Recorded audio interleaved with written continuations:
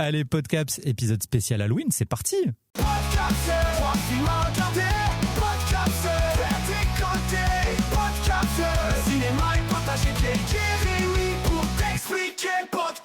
Bonjour, bonsoir et bienvenue dans ce nouvel épisode du Podcaps. Moi, c'est Rémi et je suis et serai toujours en compagnie de Pierrick. Comment tu vas, mon petit Pierrot?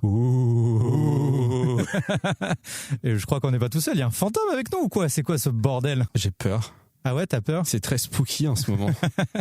Je crois qu'on n'est pas tout seul aujourd'hui. Je crois pas. Eh ouais, je peux présenter l'invité du jour? Mais vas-y. Chers auditeurs, chères auditrices, pour cet épisode spécial Halloween, nous recevons un maître de la critique ciné, créateur de la chaîne YouTube Critique Chronique. Il est venu nous partager toute son expertise en matière de films d'horreur. Tel le médecin légiste qui dissèque une dépouille putride, notre invité, lui, dissèque chaque film pour en extraire le meilleur. Terrifiant, n'est-ce pas? Les amis, nous souhaitons la bienvenue à Alban. Bonsoir. Je ne suis pas un fantôme, on pourrait le penser, mais pas du tout. Comment tu vas, Alban? Eh ben, ça va très bien, hein. Je vous remercie, ça fait vraiment plaisir d'être là, avec vous. Bah écoute, nous on est très très heureux de te recevoir. Bah ouais, de fou. C'est la meilleure saison. Pour moi, it's the most wonderful time of the year, c'est maintenant. Il est bilingue en plus, il parle en VO et tout. Vous avez vu les sous-titres? Non, attends. Ouais, c'est bon. Très cool de te recevoir. En fait, comment ça s'est passé un petit peu cette rencontre? On a tout simplement fait un appel sur les réseaux parce qu'on cherchait un expert. Ouais, exactement. Ou une experte. Un ou une professionnelle du film d'horreur. Il y a eu plusieurs candidatures et c'est évidemment ta candidature qui nous a tapé dans l'œil parce que tu as l'air d'être plutôt professionnel, enfin en tout cas intéressé par le cinéma d'horreur. Certains diront passionné, d'autres diront casse-couille, ça dépend. On a tous le même problème. Voilà, je pense qu'en famille et même les collègues en ont marre que je leur parle d'horreur constamment. Trop hâte parce que en fait moi je vous fais une petite confidence. J'ai eu ma petite période adolescent où tu vas un peu te tester avec des grands classiques, tu vois. Bien sûr. Et surtout ce qu'on te dit à l'époque, ouais, faut surtout pas le voir parce qu'il a été interdit dans 18 pays, style Cannibal Holocaust, tu vois. Bien sûr. Ouais, non. Mais ça m'a très vite passé et en fait je pense que je suis un peu passé à côté de toute cette culture du cinéma d'horreur et en fait avec ta venue j'ai pris une semaine gratos chez Shadows. Je me régale. Nice. Je me régale. Il a profité de toi, tu te rends compte un peu? Je découvre... Vas-y, sur cette thématique, profite.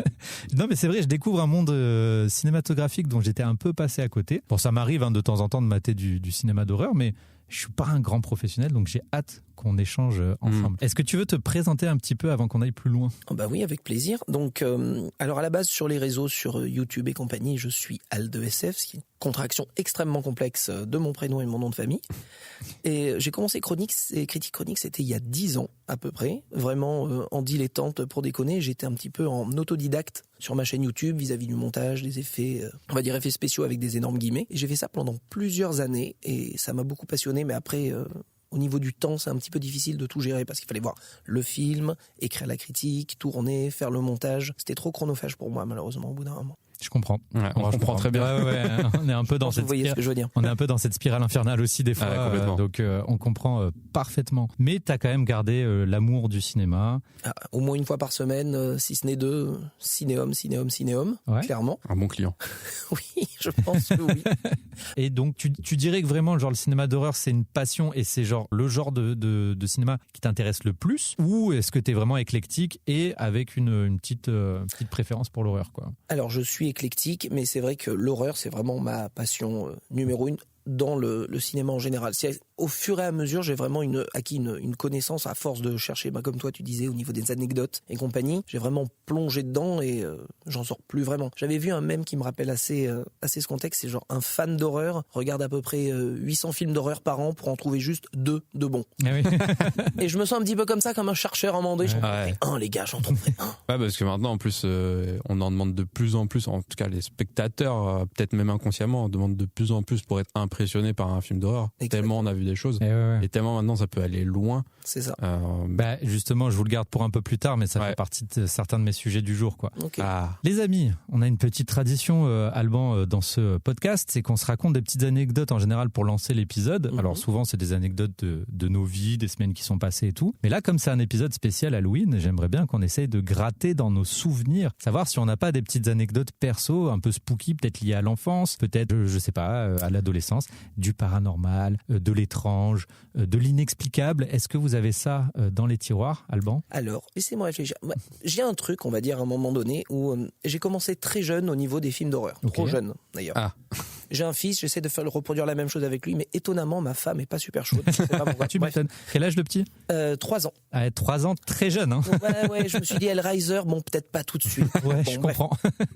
Donc, j'ai plongé dedans très tôt. Donc, je regardais du Freddy, je regardais du Vendredi 13, la fête, et du Halloween. Et un jour, donc je regardais ça, mais pépère, tranquille, vraiment, voilà. Et un jour, on va savoir pourquoi je regardais Halloween, pas le meilleur, Halloween 4. Donc Halloween, pour ceux qui connaîtraient pas, le masque blanc, le tueur avec le couteau, tranquille. Masque blanc, tu as l'anecdote. Bien sûr, William Shatner. Tu as je sais ce que tu vas dire. Alors Vas-y, bien sûr. Bah, dis-le quand même. C'est le visage de Captain Kirk, parce que c'était un masque vraiment pas cher. Ils n'avaient pas de budget pour le premier costume c'est Michael Myers, je crois. Tout à fait. Donc ils n'avaient pas le budget pour le costume, et en fait le gars, le réal, il devait être dans un espèce de fêter recevoir.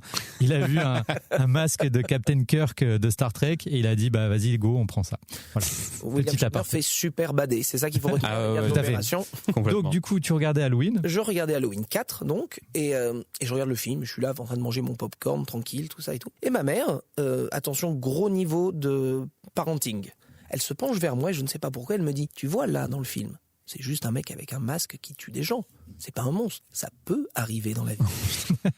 J'ai dormi dans le lit de mes parents pendant une semaine, c'est une anecdote, et ça a changé ma vue au niveau de beaucoup de choses. C'est-à-dire qu'après, je me suis un peu fasciné pour les tueurs en série, ce genre de truc. C'est toujours le concept du mal, mais essayer de l'appliquer dans la vie de tous les jours. Okay. Et ça, c'est un truc qui m'est resté sur les slashers, qui est pas mon genre préféré d'ailleurs nécessairement, mais c'est quelque chose qui te reste en tête. Quand tu regardais ces films, avant qu'elle te dise ça, t'avais pas conscience que il y a des choses, peut-être pas dans tous les films d'horreur, mais qui peuvent arriver dans la vraie vie aussi? Non, parce qu'en fait, quand tu vois les Freddy ou les Vendredi 13, c'est un petit peu over the top, ce que tu vois, et j'avais la connaissance aussi, parce que je lisais un peu les Mad Movies et compagnie de l'époque, t'avais la conscience du maquillage, de l'acteur derrière tout ça, donc tu savais que tu avais une histoire devant les yeux, un truc qui n'existe pas. Et vraiment ce contexte de dire, non mais un mec avec un couteau qui tue des gens, ça peut arriver, ça m'a fait recontextualiser beaucoup de films d'horreur que j'avais en tête. C'est dingue ça quand même. Ouais, j'aime beaucoup ton anecdote, parce que moi je me rappelle une fois, on avait bivouaqué avec un pote, enfin avec plusieurs potes d'ailleurs, et nous on n'arrivait pas à dormir, on a veillé très tard. Tu vois, genre 3 heures, le feu de camp qui commence à s'éteindre, et là, t'es dans la nuit noire, dans la forêt et tout. Et mon pote, il me dit, mais là, pour toi, ce serait quoi qui serait terrifiant qui arrive, tu sais? Et tout de suite, moi, je sais pas, tu penses à, franchement, je sais pas, moi, des extraterrestres, un monstre, un loup-garou. Et il m'a dit, vraiment, mec, pour moi, là, le plus terrifiant, ce serait qu'un mec que je connais pas, il vienne au milieu de nous. Parce que les extraterrestres, mon gars, ça existe.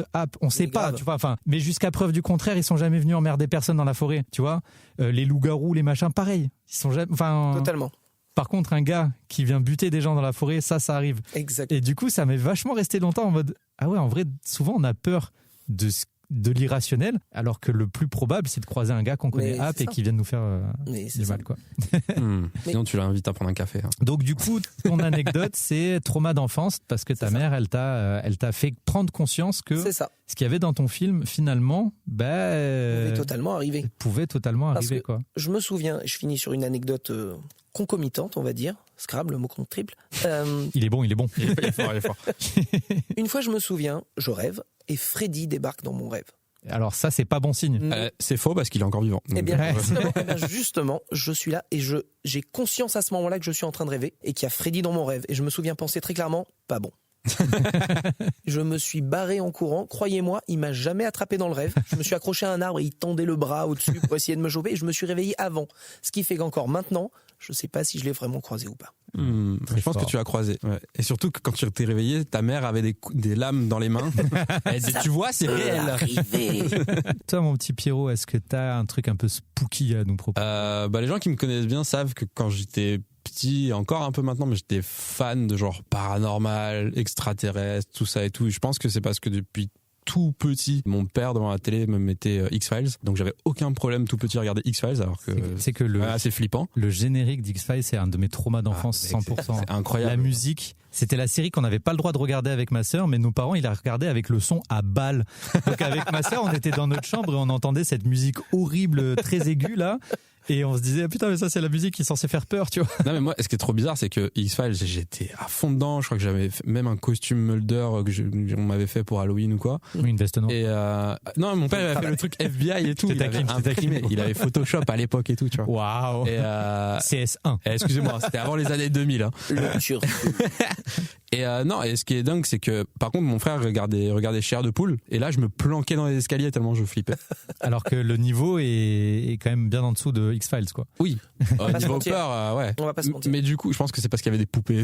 Non, c'était moins mon délire. Mais en grandissant, du coup, je regardais plein de trucs sur le paranormal, les ovnis. J'avais des bouquins dessus. Je mettais genre des notes dedans et tout. Je pense pas que ce soit réel, mais au Chili, dans un bus, à l'époque, en tout cas, j'étais persuadé d'avoir vu un ovni. Et à chaque fois, on me disait, mais non, mais les lumières comme ça c'est comme, c'est les avions et tout. J'étais, non, parce que ça avait la forme de triangle, comme j'ai vu dans mes livres, comme ça a été dit par plein de témoins dans le monde. T'es pas obligé d'aller au Chili, au col de Vence. Non, mais alors, ce qu'il faut savoir. Ta légende. Ce qu'il faut savoir, c'est qu'en Amérique du Sud, c'est là où il y a énormément d'ovnis qui sont vus et de choses paranormales, notamment le Chupacabra. Le fameux Chupacabra.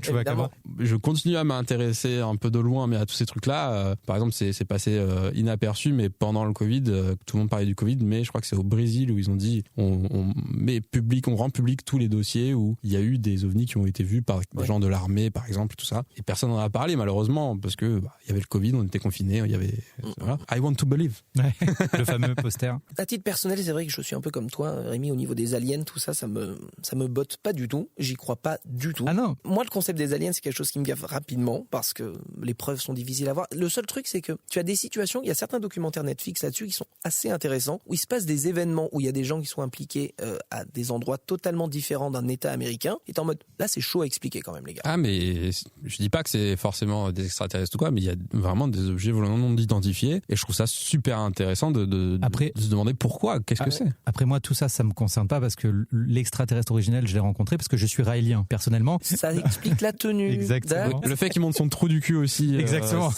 Non, que je le regarde tous les soirs. Ah oui, avec un miroir, pardon. Bien sûr. Il faut célébrer ce qu'il faut célébrer. Et toi, Rémi? Eh ben alors moi, pendant très longtemps, le truc le plus inexplicable qui m'est arrivé, mais qui a fini par être débunké par la science et la médecine, mais c'est une expérience de sortie de corps. Et ça, c'est très particulier à vivre. Quand j'avais 12 ans, donc je me suis fait opérer, une opération très lourde, et moi j'ai un peu un trauma du médical. C'est-à-dire que tu vois, Cannibal Holocaust, ça passe. Par contre, tu me montres, comment dire... Nip Tuck. Ouais, tu me montres un épisode d'urgence. Tu vois, un épisode d'urgence où il y a scalpel, suture, bien sûr. Voilà, dès qu'il y a une blouse, des gants, voilà, et du sang sur une table, je suis pas bien. Vraiment, ça tourne de l'œil, le sang, je suis pas bien. Human Centipede? À l'aise. Ah ouais. Parce que je sais que il y a une blouse. Hein. Ouais, mais je sais que c'est grotesque. Mais c'est plus, non, mais c'est plus, je pense, le milieu médical parce que moi je l'ai connu tout petit et j'ai fait beaucoup d'allers-retours à l'hosto. Alors rien de grave, hein, mais que des bidouilles à chaque fois. Mais j'ai fait beaucoup d'allers-retours et c'est très pesant. Bon, bref, à 12 ans, j'ai subi une opération assez costaud. Et en fait, le lendemain de l'opération, tu te réveilles de ton anesthésie générale et du coup, moi j'avais des drains. Donc les drains, c'est pour éviter que le sang s'accumule à côté de là où on t'a ouvert tout ça. Bref, on m'a mis debout et c'était en 48 heures la première fois qu'on me mettait debout et donc j'ai tourné de l'œil. Mais c'est normal, hein, c'est le temps que ton sang il se remette dans la bonne circulation dans ton corps et tout. Donc c'est un truc parfaitement normal. Donc j'ai tourné l'œil, ça s'est pas très bien passé, j'ai un peu vomi tout ça, mais ce qui m'a moi perturbé pendant des années et des années, c'est que en fait au moment où j'ai tourné de l'œil, je me suis senti un peu tout froid, tu vois. Ouais. Et vraiment j'ai vu toute la scène depuis le plafond de la pièce où j'étais, ma chambre d'hôpital. Je vous garantis que c'est pas une connerie, mais de toute façon, ça arrive à plein de gens. Et je vous explique après le débunkage. Et du coup, en fait, pendant longtemps, c'est resté un truc un peu inexpliqué. Où je me suis dit, mais comment c'est possible, tu vois? Et donc, du coup, tu pars dans des délires de est-ce que vraiment il y a un truc après la mort, les EMI? Alors que pas du tout. Mon rythme cardiaque allait très bien. J'étais en pleine, tout ça. Tout va très bien. Et en fait, c'est assez perturbant parce que moi, j'en ai un souvenir assez long parce que j'ai quand même vu l'infirmière rentrer, prendre un haricot pour... le vomi. Voilà, exactement. Le haricot, c'est le petit truc en inox là qu'on t'amène quand tu vomis, machin et tout. Et en fait, puis à un moment, tout noir. Et quand j'ai réouvert les yeux... tout va bien, j'étais heureux dans mon corps, tout ça. Et j'aime bien Pierrick qui fronce les sourcils. Il apprend un truc sur moi là qu'il a jamais. Ouais, et puis je me demande comment ça se. Et en fait, donc là j'avais 12 ans et je pense jusqu'à mes 25 ans, pour moi c'était le truc. J'en parlais de temps en temps, mais pas trop non plus, parce que souvent on te prend pour un uluberlu quand c'est comme ça. J'adore ce mot. J'allais dire. Oui, pas mal. Et il y a plein de U dans ce mot. C'est pour ça qu'il fait du score. Non, on a une belle partie en cours.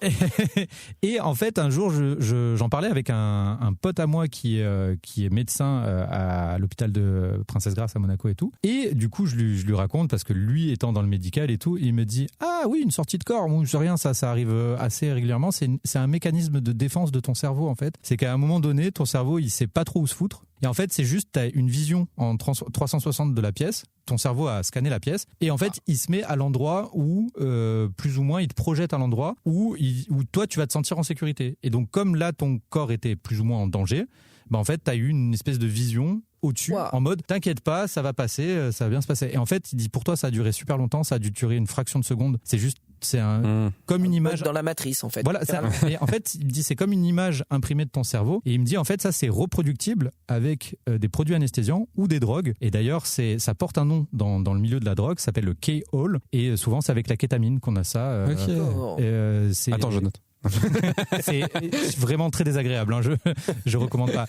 Et du coup, en fait, lui, quand il m'a dit ça, moi je me dis mais c'est d'accord, ok, en fait ça se fait, ça se vit, tu vois, genre. Et du coup, je me suis renseigné et effectivement, c'est quelque chose qui est reproductible, soit avec des produits contrôlés, soit avec des drogues dures, mais je recommande à personne. Oui, non, bien sûr. Hein. Eh ben. Parce que pour en arriver là, c'est que t'as vraiment abîmé ton cerveau, je pense. Et bref, tout ça pour dire que c'est juste un mécanisme de défense. Ouais. Mais pendant longtemps, ça a été un truc où je me suis dit, j'ai vécu un truc inexplicable. Mais oui, tu peux vraiment te dissocier de ton corps et tout. C'est ton cerveau. Est-ce que c'est à partir de là que tu t'es joint au Raélien, du coup? Tout à fait, bien sûr.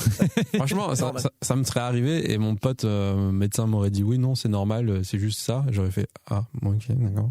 Il y avait un petit déçu. Non, mais en fait, moi, je crois que je suis passionné par le débunkage. J'adore qu'on m'explique des trucs. Et c'est pour ça qu'aujourd'hui, j'ai plus de mal à croire à beaucoup de choses, que ce soit du paranormal, de la possession, des extraterrestres et tout. Parce qu'en fait, je trouve qu'on est à une époque où il y a tellement de choses qui ont été débunkées. Astronogeek, je t'aime. Voilà. Non, mais c'est vrai, il y a tellement de choses qui ont été débunkées. Et moi, j'aime qu'on m'explique, en fait. Et j'aime cette rationalité, ça me rassure, en fait. En fait, moi, j'ai presque été rassuré qu'ils me disent une sortie de corps, mais c'est normal. Tu vois, genre, non, c'est pas normal, mais c'est beaucoup. Bien sûr. C'est marrant que tu dises ça parce que j'ai longtemps été comme toi, j'ai longtemps été passionné par tout ce qui est paranormal. J'ai une grosse collection de bouquins à la maison là-dessus. Et tu te rends compte que plus tu étudies le sujet, moins il y en a. Exactement. Ouais, complètement. C'est comme le concept des miracles que tu lis dans ton biblique au Moyen-Âge, machin, t'as l'impression que ça arrivait tous les jours. Mais depuis qu'on a inventé la caméra, soudainement, il n'y a plus rien. C'est comme les fantômes. J'adorais en voir un moderne. Mais tu vois, genre. Bien sûr. Qui sur Twitter, qui porte des Nike, quoi, tu vois. C'est ça. Mais c'est comme les fameux documentaires un peu télé-réalité des gars qui font les chasseurs de fantômes. Ah oui, Ghost Hunters, je sais pas quoi là. Exactement. Qu'est-ce que je rigole. Il se passe que dalle dans le truc. J'en ai vu un, je me pissais dessus de rire. Les gars, ils sont en Écosse, dans un château en ruine. Ils descendent dans la cave et le gars fait « On a perdu 5 degrés. » Tu es en Écosse, la nuit, dans un château. Dans une cave. Non, mais sans déconner. Même le Grand JD, il cherche toujours des... Mais j'allais en parler, mais il a un peu arrêté ces trucs-là. Mais il a une grosse période, il y a 10 ans. Mais d'ailleurs, c'était un peu je pense, le pic c'était l'urbex et le paranormal, les chasseurs de fantômes. Il est allé dormir dans les endroits les plus hantés du monde et il a jamais rien trouvé d'autre que des renards et des blaireaux, quoi. Mais parce que ça reste un truc passionnant, même s'il se passe rien. C'est passionnant de te dire il y a des choses qu'on peut pas expliquer. Et je vais en voir ce soir. C'est marrant parce que dans Continue, tu m'intéresses, t'as dû écouter les 2 derniers épisodes. Il en parle avec. Tu connais ce podcast? Tu vois qui est Patrick Beau, Axolot, le GOAT. Il a vraiment le GOAT. Enfin, surtout là depuis il a lancé un podcast milieu d'année dernière qui s'appelle Continue, tu m'intéresses. Fonce, mec, c'est sincèrement trop bien. La création audiovisuelle la plus intéressante que j'ai jamais eue. Si t'aimes apprendre, si t'aimes découvrir de nouvelles choses, ça va vachement t'intéresser. Et ce qui est fou, c'est que du coup, c'est vraiment ces invités qui vont t'apprendre énormément de choses. Oui, génial. Et bon, bref. Écoute ce podcast, vraiment c'est la reco. Et du coup, il disait, il en parlait avec une invitée. Il sait, tu vois, tu le mets dans une maison, on te dit, cette maison elle est hantée, tu vas pas pouvoir passer une nuit tranquille, machin et tout. Lui, il a beau ne pas y croire, et ben il sait que s'il passe la nuit tout seul dans la maison, il y a un truc irrationnel qui fait qu'il va pas se sentir bien, tu vois, et qu'il va avoir un peu peur, quoi. L'auto-persuasion. Et j'ai envie de dire, est-ce que le cinéma ne joue pas justement là-dedans 100%. à créer ce sentiment 100%. sans transition? J'ai vu.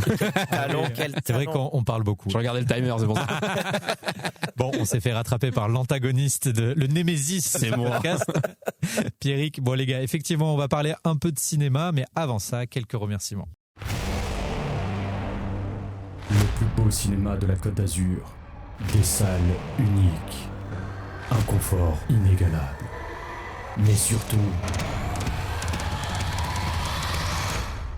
de l'IMAX. Oui, bon. Plus sérieusement, merci le Cinéum de Cannes d'accueillir et de soutenir le podcast. Grâce à eux, on peut voir tout un tas de films et vous en parler après. Donc les amis, si vous êtes dans le coin et que vous voulez vous faire une super séance de ciné, venez au Cinéum, croyez-moi, vous ne le regretterez pas. Allez, on peut reprendre l'épisode. Le Cinéum. Oui, bon, on a compris. Bon, les gars, donc on va chacun à notre tour parler d'un film, de 2 films d'horreur. Alban, c'est toi qui va commencer. Je précise quand même pour nos auditeurs et nos auditrices, c'est pas forcément les dernières sorties. Là, on avait vraiment envie de faire un maxi best-of Halloween et vraiment parler de tout type de films, de toute époque, vraiment faire appel un peu à notre culture et voilà. Alban, quel est ton premier film? Attends, vu qu'on ne le sait pas, est-ce que tu te sentirais de nous le faire deviner? Ah ouais, vas-y. Mais bien sûr. T'as bien fait d'y penser. Alors, attendez, je réfléchis à par quel moyen je vais vous le faire deviner. Ok, on va le faire en mode charade. Neige. The Thing. Oh là là, quel talent. Très fort. Quel talent. Merci. J'allais dire Jack Frost, mais... The Thing. Non, mais c'est un de mes films d'horreur préférés. Et j'ai failli le revoir pour cet épisode. Eh ben oui. Et de John Charpentier. De Jean Charpentier. Charpentier. Jean Charpentier. De Jean Charpentier.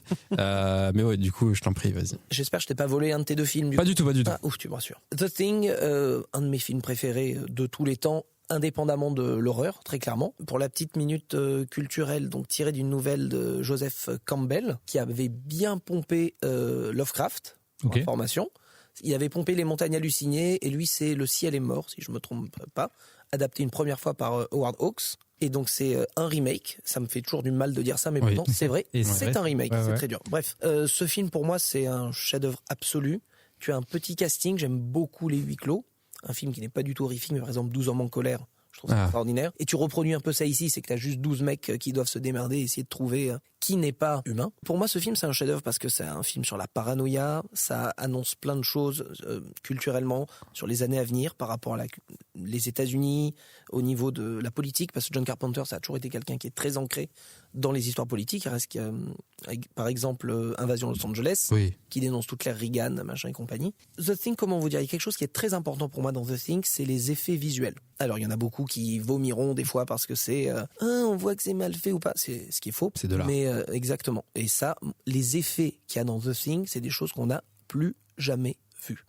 Point barre. Il y a une notion de réalisme qui, pour moi, est très importante dans le cinéma d'horreur en général. C'est-à-dire de voir quelque chose et d'y croire. C'est là où le numérique, pour moi, aujourd'hui, ça sonne un peu vieux con, pardon, mais le numérique, pour moi, est pas toujours au rendez-vous. Ouais. Ça peut, je trouve, mais que c'est bien fait quand il mélange numérique et choses physiques réelles. Oui, ça, c'est bien foutu. Oui. Mais si c'est que du CGI, du numérique. Comme dans Roger Rabbit. Très peur. Terrifiant. Mais oui, mais t'as raison complètement. C'est un amour de l'art tout simplement. C'est Mais des c'est choses ça. faites main quoi. C'est une forme de l'art. Et en tant que fan d'anecdotes, faut se rappeler que je crois que c'est Rob Bottin, le mec qui a fait les effets spéciaux. Le gars était tellement au taquet sur le tournage qu'à la fin, John Carpenter l'a regardé et a fait emmenez cet homme à l'hôpital. Il a été décédé. Enfin, Ah ouais. un monstre. Il est décédé le gars quoi. Il est pas décédé. Oui, pas littéralement. Mais... Il Jason est mort. Il s'est tué à la tâche. Oui, c'est Oh, littéralement ouais. joli. Non, mais que c'est un film extraordinaire et que ces effets. Je voulais revenir juste faire si je peux continuer sur le sujet. Oui, bien sûr. C'est lui qui monte, donc Ok, très bien. il se démerde. Me fait des grands signes. Non, ça va, ok, c'est pas grave.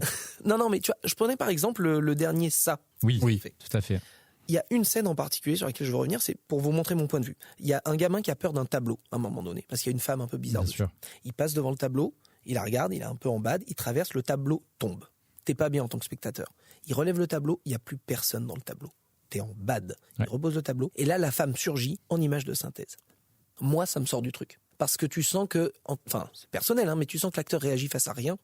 et que c'est juste un effet numérique comme un cartoon qui te sort le truc. Là où j'ai besoin personnellement de sentir qu'il y a une présence, qu'il se passe vraiment quelque chose, que les acteurs réagissent face à quelque chose. C'était juste non, mais je suis assez c'est d'accord. le palpable, c'est le côté palpable. C'est du ça, coup, exactement. The Thing, on l'a tous vu, hein, même moi je l'ai vu, j'adore ce film. Alors moi je suis un peu passé, comme je disais tout à l'heure, à côté du cinéma d'horreur, sauf le body horror. Body horror, c'est vraiment ce que je préfère dans l'horreur. C'est drôle parce que par rapport à ta peur un petit peu du médical, machin et tout, alors, j'allais dire Cronenberg, tout ça il n'y a pas toujours blouse blanche. Alors j'adore Cronenberg. Ok, c'est marrant. Existence, même là les crimes du futur et tout, je trouve ça archi esthétique ce qu'il arrive à en faire. Moi c'est vraiment quand c'est brandé médical. 100% médical. D'accord. Tu vois, donc il y avait un film de notre adolescence qui s'appelait Le Dentiste. Oui, ah ouais, sûr. Qui me mettait très mal à l'aise. Hein ? Brian Zuna, je crois. Peut-être, là je peux pas te. Mais là du coup j'étais très mal à l'aise, c'est brandé médical. Ouais. Par contre, tu vois, le body horror, tout à l'heure tu as cité Hellraiser, Clive Barker, chef-d'œuvre pour moi. Donc sûr. Tout ça pour en revenir à The Thing, en fait, ce que là où je suis d'accord avec toi, c'est le côté palpable et même si des fois ça a pris un coup de vieux, mais il y a un truc physique. Oui. C'est ça. Qui se passe, quoi. Et c'est important dans ce film parce qu'il y a un côté body horror clair dans le film, parce que même si c'est pas défini, c'est ça qui est bien aussi, c'est que la chose, il suffit qu'elle te frôle ou quoi que ce soit et t'es peut-être déjà foutu, quoi, parce que ça se joue au niveau cellulaire à ce stade. Ma voix est complètement partie sur le niveau cellulaire. Et après ils ont essayé de faire une préquelle qui justement n'a pas tiré les leçons du film et a fait tout en images de synthèse quasiment, et ça te sortait un petit peu du truc, quoi. Le film n'était pas inintéressant, c'est un film de base, et quand tu as un chef-d'œuvre à côté, c'est très voilà, ce que j'allais dire, c'est très compliqué quand t'as fait un chef-d'œuvre, enfin quand le chef-d'œuvre existe déjà, de faire une suite ou un préquel ou quoi. On l'a vu même avec les Aliens, hein. Bien sûr. C'est extrêmement compliqué. On pourrait en dire des choses. On pourrait en faire des épisodes. Mais oui, je suis d'accord. Mais The Thing, en plus, j'étais en train de regarder pour acheter un steelbook ou quoi. Je suis en train d'agrandir ma liste d'envie de steelbook et de Blu-ray. Mais incroyable, ce film, c'est juste, je pense pas qu'on fera mieux dans le style un jour, quoi. Et l'une des meilleures fins de l'histoire du cinéma, je pense. Oui, sincèrement. Bien sûr. Sublime. Spoiler sans spoiler, le film se finit quand même sur une sorte d'interrogation générale, quelque chose qui flotte, et la manière dont c'est fait, le développement des personnages, c'est juste parfait. Et il y a une sorte de question qui reste en suspens, que personne n'a la réponse. Et même Carpenter, quand on lui en parle, il est en mode non les gars, t'inquiète, j'y vais, t'inquiète pas. Ce qui est marrant, c'est que je me permets. Non, vas-y. Si je ne me trompe pas, vous qui aimez les anecdotes justement, c'est que le scénariste, il me semble, c'est le dernier scénario qu'il a écrit, parce qu'il est mort très jeune. Donc tu crois quoi, qu'il a emporté des secrets de scénario avec lui ? Je sais pas. Il y a des réponses qu'on n'aura jamais du coup. Je me dis, le mec, il est mort à genre 49 ans, je sais plus, et il a fait ça, et ça a pas marché à la sortie. Un bide phénoménal. Et du coup, après, il s'est fait remplacer sur un autre projet, si je ne me trompe pas, et il a plus jamais rien fait. Et je trouve ça fou que je crois qu'en plus c'est son deuxième scénar en tout cas, c'est The Thing, et après ciao. Ouais. Ça me rend fou. Mais il nous a légué quand même quelque chose qui est devenu culte pour la pop culture, et notamment pour le body horror. Mais c'est un truc de dingue. Dans la catégorie petite anecdote, ce qui est très rigolo avec cette année, je crois que c'est l'année 82, sortent deux chefs-d'œuvre, The Thing et Blade Runner. Les deux font des bides monstrueux parce que il y a E.T. qui sort. Et tout le monde en mode les gentils aliens, c'est bien. Alors The Thing dégage, et Blade Runner, c'est quoi ce délire? E.T. qui devait être à la base le premier film d'horreur pour enfants, et qui a pris un virage. C'est un concours d'anecdotes aujourd'hui. Mais qui a pris un virage. C'est pour ça qu'E.T. il est aussi laid que ça, et c'est pour ça que le début du film avec la balle de baseball et tout, c'est que Spielberg voulait explorer, est-ce qu'on arriverait à faire un film d'horreur pour les enfants? Il y avait eu me trompe sûrement dans les dates, mais les Gremlins, tu vois, ces trucs comme ça. Mais je me trompe sûrement dans les dates. Et en fait, je crois que c'est à force de discussion dans la prod qu'ils ont dit horreur enfant, ça va pas le faire. Viens, on fait un truc mignon. Et ils sont partis sur un truc mignon, quoi. Mais voilà. Mais je savais pas. Je suis en train de vérifier mon anecdote parce que j'ai douté. En fait, je me suis renseigné sur tellement de films pour cet épisode. Il a tout mélangé. Je me dis, non, c'est ça. Donc le scénario Bill Lancaster, je vous montre, beau gosse. Je regarde sa filmographie. Et tu as donc en tant que scénariste, 3 films: La Chouette Équipe, The Bad News Bears, La Chouette Équipe au Japon, Bad News Bears Goes to Japan, et The Thing. Le pauvre est mort à 49 ans. Oh la vache. Et je trouve ça fou que le mec a écrit 3 films, et le dernier film qu'il a écrit, c'est un chef-d'œuvre dont on parle encore aujourd'hui en 2025. C'est comme un truc de dingue. Des fois, on sous-estime ce qu'on est en train de faire et on sait pas l'impact que ça aura plus tard. C'est fou. Putain, j'ai appris un truc sur The Thing aujourd'hui, les gars. Et voilà, t'as bien fait de venir. Je suis ému. Voilà. Écoute, on est ravis d'avoir pu contribuer. Et très bon choix de film. Je suis très content que tu l'aies choisi. Ouais, moi aussi. Est-ce que tu aimerais nous dire autre chose sur The Thing? Donc, on retient l'effet visuel. Ouais. une des meilleures fins de l'histoire du cinéma pour toi. Tout à fait. Le casting, l'ambiance, Voilà. le huis clos surtout. Ça, moi, je suis fan de huis clos après, mais Ouais. ça. Surtout dans l'horreur. Oui, c'est là où le film d'horreur repose sur le scénario, Oui. les acteurs. Ah bah c'est dur d'écrire un huis clos. Je veux dire, Punaise. purée. Faut des idées. Et t'en as plein parce que souvent le cinéma d'horreur a peu de budget, surtout sur les premiers titres avant que ça marche. Et souvent, du coup, c'est comme ça que tu te retrouves dans des huis clos intéressants parce que t'as pas de sous pour payer des acteurs, t'as pas de sous pour payer un décor. Même Réservoir Dogs. Totalement. Mais même Réservoir Dogs, Mais ouais. qui a été presque autofinancé. Hein, parce que, c'est un truc de fou. Mais ça, c'est drôle parce qu'il y a beaucoup de metteurs en scène comme ça où tu te rends compte que si tu leur tues leur budget, c'est là où ils sont les plus créatifs. Ouais. Un mec comme John Carpenter, c'est le genre de gars où il faut, entre guillemets, lui faire ça, quoi. Nolan lui-même a dit je ferai jamais mieux que Follows ou The Follower, The Following, Oui. Ouais, volé. qui est son tout premier film Ouais, qu'il a ouais. tourné en 2 ans avec sa famille. Ça lui a coûté 6 000 balles. Ouais. Et même lui, il dit je ferai jamais mieux que ça parce que c'est là où il fallait le faire le truc, quoi, tu vois. Ok, donc The Thing. Mon cher Pierrot. Je vais essayer de te faire deviner parce que je crois que Rémi sait déjà de quel film je vais parler. Oui, mais c'est pas grave. Il y a de la rousseur Il y a de la rousseur. dans mon film. Chucky. J'ai regardé, enfin j'ai revu Jeu d'enfant, alias Chucky de Tom Holland, non pas Spider-Man, de 1988. Et ce que j'adore dans Chucky, parce que oui, j'adore Jeu d'enfant, Mais bien sûr. c'est déjà le tueur, il est méconnaissable. T'as pas vu le film, tu sais quand même que c'est Chucky. Voilà, à Halloween, tu reconnais Chucky tout de suite, la Donc salopette il et tout. est pas méconnaissable. là. Il est identifiable. Attends, tu me perturbes sur la phrase. Non, Tu dis monsieur, il est monsieur, il est méconnaissable. reconnaissable. Il est reconnaissable. bien, Parce Attends. que méconnaissable, ça veut dire qu'on le reconnaît pas. Ouais, mais parle pas trop, tu vois. Genre, c'est mon moment là, c'est mon moment. C'est mon moment sous le Non, spotlight. il est ok. reconnaissable de fou. Je pense qu'aujourd'hui, tu pitches, faites comme si vous étiez des studios. Alors les gars, je veux faire un film. Ouais. C'est un criminel. Mhm. Il se fait poursuivre par un flic. Il va dans un magasin de jouets. Il s'est pris des balles. Il tombe et il est sur le point de mourir. Et il chope une poupée. Et il fait une incantation vaudou. Et du coup, il va dans la poupée. Et après, il va tuer des gens. Ouais. Et il va essayer de sacrifier un enfant dans Et ouais. un appartement new-yorkais. Enfin, je sais plus si c'est à New York ou Sauf que, pas. mec, Mais... c'est exactement pour ça qu'aujourd'hui on se fait chier au cinéma. Parce qu'on dit plus oui à des scénarios comme ça. Tu vois. Exactement. Et je trouve ça fou parce que franchement, vous le regardez aujourd'hui, c'est drôle. Il a des répliques franchement drôles. C'est extraordinaire. Chucky, Ah mais c'est il est hilarant. Il est iconique. Et la voix, enfin pour ceux qui regardent en VO, Bien sûr. la voix est reconnaissable et pas méconnaissable. Mais Oh, de c'est fou. pour toi. Hein. Non mais en vrai, je suis énervé contre moi-même d'avoir fait une faute de français. Non, et ce film il est fun, il est risqué, je trouve, comme beaucoup de films des années 80-90. On prenait des risques et à juste titre puisque c'est devenu culte. Hein. Et c'est un film qui m'a marqué. Et il y a un truc de moi, je flippe des poupées. Les poupées, ça me fait flipper. Mais Partez Chucky, déjà bien en fait. ouais. D'où- Mais Chucky. D'où l'épisode du pantin de chair de poule qui t'a terrifié. Ah ouais, non mais ça, jamais avec son petit mais costume oui. là, il faut qu'il aille se faire foutre. Mais Chucky, je sais pas, il a un truc Ouais, il est un peu drôle, fun. Ouais. pas attachant parce que c'est un putain de meurtrier. Oui, puis c'est un Oui, beau oui, sadique c'est en un, plus, hein, et mais, c'est un misogyne, tout ce que tu Oui, veux, oui, oui. d'horrible. Mais il a des répliques, des punchlines dignes des meilleurs textes de rap, Oui. qui sont tellement impressionnantes que ça te marque et t'en rigoles et ça te sort un peu du truc de la tension et tout quoi. Je les ai pas tous vus, j'ai vu quelques-uns après, mais je pense, à mon avis, il y en a aucun qui égale le premier jeu d'enfant quoi. Alors, ce qui est intéressant avec les Chucky, c'est qu'il y en a eu un paxon. Alors, Ouais. peut-être, je vais pas vous dire un chiffre, mais je pense qu'on est vers 6, 7, Ouais, voire ça- même 8. Hein. Ça m'étonne pas. Brad Dourif, l'acteur. Oui. Et ce qui est très drôle avec les Chucky, c'est une question de ton, c'est que les films ont beaucoup changé au fil du temps. C'est-à-dire que les 3 premiers, c'était des trucs quand même sérieux, entre guillemets, premier degré.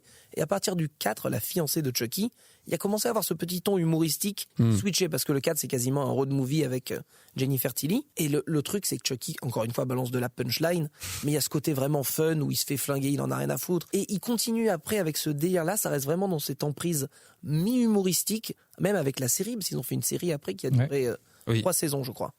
Ouais, 2 ou 3 saisons, il me Ouais. semble, parce que j'avais commencé à la regarder. Elle est sur, je sais pas si c'est, non, il y a une nouvelle série encore, je crois, sur Netflix. De Non, oui, non, je crois que c'est Ou celle-là. C'est celle-là. Ouais. Parce qu'il y a une série avec Fiona Dourif, qui me semble est la fille de Brad Dourif, si je veux Exactement. pas dire de bêtises. Et j'avais commencé à regarder et je trouve ça fou qu'elle se retrouve aussi Mais oui. dans un truc Chucky et tout. C'est presque un film familial. Mais c'est totalement Et c'est ça. ça que je trouve génial, parce que ça reste un film d'horreur, quoi. Mais ça a traversé les âges et pour de bonnes raisons. Tu l'avais Tout à fait. vu, toi, jeune enfant? Bien sûr, Et alors? bien sûr. Ça t'a marqué Je ou? l'ai vu quand j'étais gamin. Il n'y a pas de médecin, donc. Non, j'en garde pas un immense souvenir. Ça va pas me marquer. Tu tu vois, mais je l'ai vu, je devais avoir 11-12 ans, un truc comme ça. Et, mais j'ai plus de souvenirs de la fiancée de Chucky parce que je me souviens du rituel, comment elle devient une poupée et tout. Je crois qu'elle vit dans une espèce de roulotte ou une caravane. Tout à fait. Et je me souviens plus mais je pense que c'est l'âge parce que ça m'avait marqué à l'époque. Je me souviens plus de ce qu'ils ont commis comme crime en couple. Oui. Et je me souviens que même, comme tu dis, lequel de vous deux qui a dit qu'il était misogyne de ouf, c'est toi? Ouais. Mais je me souviens que même avec sa propre fiancée, c'est un vrai connard. Oui, totalement. Ouais, et... même son gosse. Ah oui, il n'y a rien à sauver. Je déteste son enfant d'ailleurs. Vraiment, c'est physique. Ça, c'est une erreur, mais par contre, ça fait partie de ces figures fin 80, début 90 qui sont devenues iconiques et qui sont aujourd'hui des incontournables. Et si on a fait presque 8 films autour d'eux, c'est parce que ça fonctionne. Et pourquoi ça fonctionne ? Je ne saurais le dire, mais c'est parce que on a réussi à créer un truc, comme tu dis, qui est identifiable, qui fait à la fois rire, mais qui du coup on autorise qu'il soit gore, et du coup tout ça fait un cocktail d'hémoglobine qui fonctionne, quoi. Complètement. Du coup ça serait des arguments peut-être pour le vendre encore aujourd'hui, alors que ça a très certainement mal vieilli pour une jeune génération, tu vois. Ça a mal vieilli, oui et non, dans le sens que Chucky dans tous les films d'ailleurs au début c'est un animatronique, donc visuellement ça rend quand même super bien, je trouve.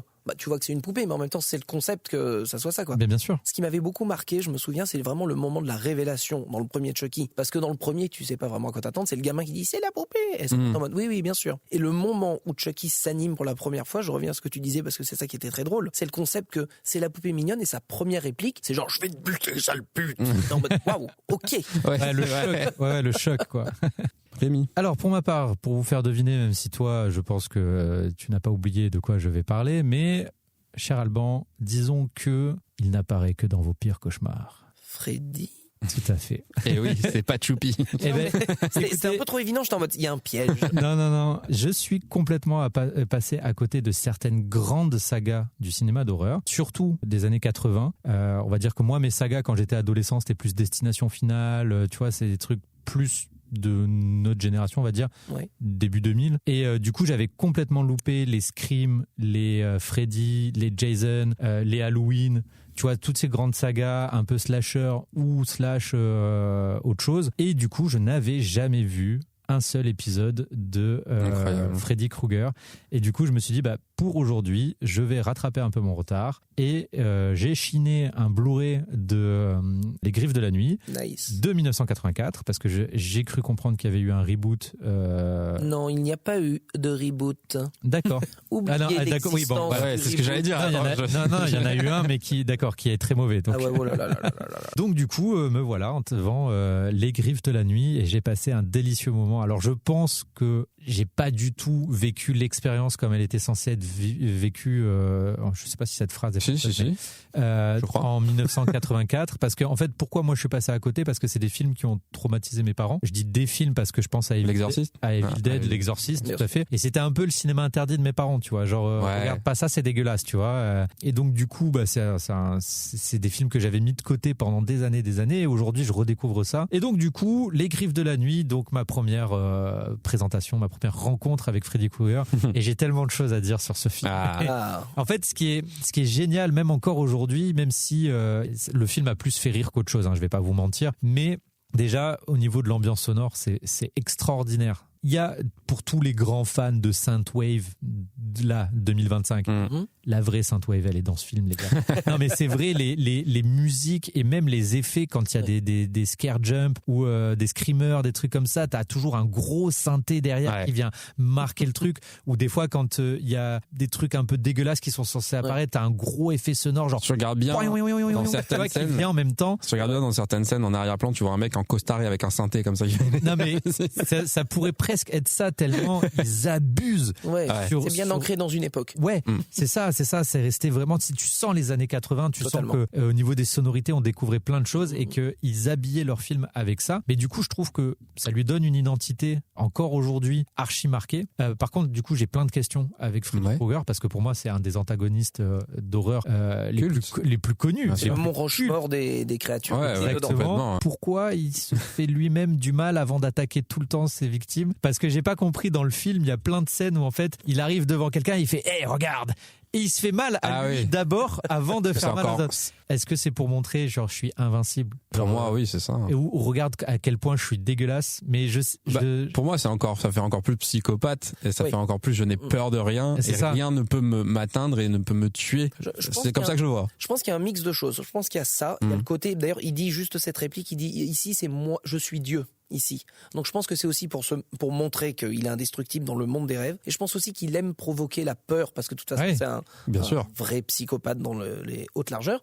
Et le gars, je pense que ça le fait plaisir de voir vraiment les gens bader et courir, quitte à ce qu'il en récupère une sorte de pouvoir ou d'une énergie. Parce que c'est souvent présent dans les rêves, de provoquer. Il arrive rarement en flinguant directement quelqu'un. Le gars, il provoque toujours, il les fait courir. Je pense qu'il y a quelque chose avec ça d'un peu malsain qu'il aime bien. Un mec vient te voir dans la rue avec un couteau, il dit je vais te planter, tu fais je suis dans la merde, mais il se plante avant de te planter, tu dis ah oui, je suis vraiment dans la merde. C'est pour ça que je dis sur le coup, j'étais en mode pourquoi, et après je me suis dit ah non, d'accord, ok, ça amène encore plus le côté son style, ok. Ouais, le côté terrifiant du personnage. Par contre, en termes de film, il y a tellement de trucs tu comprends à quel point le film il a mis en place des choses, quoi, tu vois, sur l'écriture des personnages, sur leur façon de réagir, que ce soit entre eux, parce que en fait c'est 4 adolescents, donc il y a 2 couples qui vont être victimes de Freddy. Ils vont tous faire le même cauchemar en même temps, et de là va s'en suivre une espèce de course-poursuite dans les cauchemars et surtout comment est-ce qu'on se sort de cette boucle. Et du coup sur la façon d'écrire les personnages, d'ailleurs Johnny Depp, il est là, il doit avoir 18 ans. Ça m'avait beaucoup surpris la première fois que j'ai vu le film. Je me suis dit, mais qu'est-ce qu'il fout? D'ailleurs, il sert à rien dans le film. Il fait que rompiche. Le boyfriend de base. Il fait que rompiche, ouais. Mais même ça, je trouve, sur l'écriture des personnages, on est quand même en 1984. Et je trouve que ça dénonçait déjà vachement de choses sur le rapport entre les hommes et les femmes. Comme quoi, les hommes, c'est vraiment que la baise, quoi, tu vois, ça ne pense qu'à ça tout le temps. Et du coup, comme on est dans les années 80, c'est vraiment amplifié, surjoué. Et puis la relation parent-enfant aussi, comme quoi on croit jamais. Ça, c'est resté. Exactement. Toujours. Tout à fait. Et j'ai pas pu m'empêcher d'avoir une petite pensée pour Alien, alors ni dans le style, ni dans la forme, mais dans l'héroïne. Et parce que dans Freddy Krueger, donc c'est une jeune fille, c'est Nancy, qui va affronter quasi seule Krueger. Et même quand elle demande de l'aide, elle ne la reçoit pas parce que ce soit de ses parents ou de son petit ami, t'as un peu tout le monde qui la laisse tomber, jusqu'à ce qu'elle-même réussit à prouver que non, c'est pas délirant ce qu'elle est en train de vivre. Elle prend les choses en main. Exactement. Pour illustrer ce que tu viens de dire, il y a cette scène qui me fait pisser dessous de rire à chaque fois, c'est quand elle est chez elle et qu'elle demande aux flics en face d'appeler son père. Derrière, c'est en feu. La meuf est là, appelez mon père. Et le contre-champ du gars, c'est genre, je devrais peut-être appeler le shérif. Mec. Mais même ça, tu vois, même avec son propre père qui représente l'autorité, avant que le mec il se décide à l'écouter et à lui faire confiance et machin et tout, il se passe. Du coup, je trouve que ça dit beaucoup de choses déjà dans les années 80 sur la différence qu'il y a entre les hommes, les femmes et sur leur perception sociale et tout ça, quoi. Bref, c'est un film qui m'a fait beaucoup rire parce que je trouve que ça a mal vieilli, mais c'est un film que j'ai trouvé, je comprends pourquoi il est devenu aussi culte, et pas que dans son personnage de Freddy Krueger, dans ses héros, dans son scénario, voilà. Et du coup, j'ai envie, même si c'est peut-être pas une bonne idée, tu me diras Alban si ça vaut le coup ou pas, mais j'ai envie de voir la suite. Si. Ce que j'ai envie. Alors oui, je me permets, je te coupe. Vas-y. C'est une très bonne idée, en particulier celui qu'il faut voir en numéro 1, parce que le 2 ne sert pas à grand chose, c'est le 3. Le 3, c'est pour certains le meilleur, parce que Wes Craven n'est pas là pour le deuxième film. Donc c'est quelqu'un d'autre qui reprend les rênes et qui change un peu les règles. Donc le film est un peu branle-ballant, on va dire. Beau compte triple. J'en ai pas encore. Tandis que le troisième, Wes Craven revient, juste au scénario, parce que c'est Chuck Russell qui réalise, le mec de The Mask, et il reprend le contrôle de son histoire, et il balance déjà des images hardcore. Je parle notamment d'une histoire d'un pantin. Ceux qui savent voient l'image, tu verras. Je te laisse la surprise, c'est vraiment hardcore. Et il se passe vraiment des choses dedans que tu vois pas avant. Et c'est aussi comme s'il allait plus loin dans son propre concept. D'accord. C'est un peu, il y a des personnages qui disent, mais attends, ils nous tuent dans les rêves. Mais dans les rêves, nous aussi, on peut faire ce qu'on veut, non? Je te dis juste ça. Pas mal. C'est bien vendu, ça. Il joue avec le concept, comme tu dis, ça rend les choses un peu plus intéressantes. Il y a aussi parce que plein de punchlines célèbres là-dedans. Parce que du coup, c'est vrai qu'avec Les Griffes de la Nuit, comme c'est le seul que j'ai vu de la franchise, je suis un peu resté sur ma faim. D'accord. Mais pas dans ce que le film avait à proposer, mais dans ce que l'univers a proposé. Parce que du coup, j'étais en mode, ok, d'accord, Freddy, c'est un des personnages les plus cultes de la pop culture horrifique, mais finalement, dans le 1, il s'exprime très peu. Oui. Tu vois, on n'a pas beaucoup d'éléments de contexte, même... C'est comme dans Silence des agneaux, hein. Un personnage culte, Hannibal Lecter, on le voit quoi, 3 minutes? Bien sûr, 7 minutes, dans le silence 10 minutes à tout casser. Ouais, mais là, Beetlejuice 1. la performance... J'aime pas Beetlejuice, voilà. Tapez-moi, je n'aime pas Beetlejuice. Je taperai après. Mais du coup, voilà, j'ai envie d'en découvrir plus. Oui. Et là, c'est là où je me suis dit, ok, même si visuellement, bon, moi j'adore, hein, parce que j'adore encore une fois le body horror, mais surtout de cette époque-là où tu vois que c'est du silicone, tu vois que c'est de la poupée, mais tu as un support physique sur lequel... Ça a son charme. Oui, Exactement.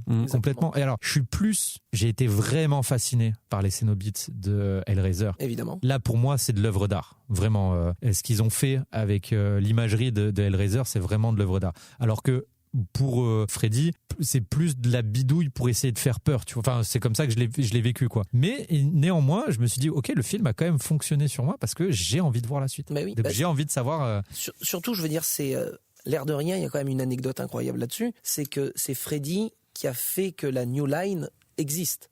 Ça, c'est fou. La New Line, c'est-à-dire s'il n'y a pas Freddy, il n'y a pas le Seigneur des Anneaux. C'est ce que j'allais dire, parce que New Line, c'est le Seigneur des Anneaux. Donc c'est pour ça qu'il y en a eu autant, c'est que les mecs disent bon bah là on rapporte beaucoup de thunes en dépensant pas grand-chose, surtout le premier où il y a vraiment, comme tu l'as dit, très peu de moyens. C'est pour ça qu'il y en a certains qui sont intéressants comme le 3 après. Après, si tu veux mon avis, j'aime bien faire des traits d'union entre les longues séries de films d'horreur parce qu'il y en a beaucoup à jeter. Moi en général c'est le premier, le 3 et le dernier. Freddy sort de la nuit. Ok. Tout le reste au milieu, c'est un peu bis repetita. Je sais pas ce que t'en penses, Pierrick, mais c'est un petit peu. Je les ai pas tous vus, mais je crois que j'ai vu seulement les 3 premiers. Et je suis assez d'accord avec ce que tu dis. J'ai pas vu le dernier dont tu parles. Le dernier, c'est un film méta, en fait. C'est l'actrice qui joue Nancy qui commence à rêver de Freddy dans le monde réel. Excellent. Et elle appelle Wes Craven en mode c'est-à-dire. Moi, j'aime bien le concept. J'aime bien le concept. Très original pour l'époque. Je savais pas que ça avait donné naissance à New Line. Je savais pas non plus. Ils étaient, c'était une petite maison de prod tranquille, hein, mais c'est Freddy qui les a fait sortir du bois et gagner de l'argent dans les grandes larges. C'est comme sans Star Wars, pas de Toy Story.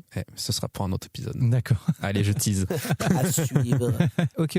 Bon, je crois qu'on a fait notre premier tour de table. Ouais. Moi, juste avant qu'on passe à nos autres films, on a tous parlé de films des années 80.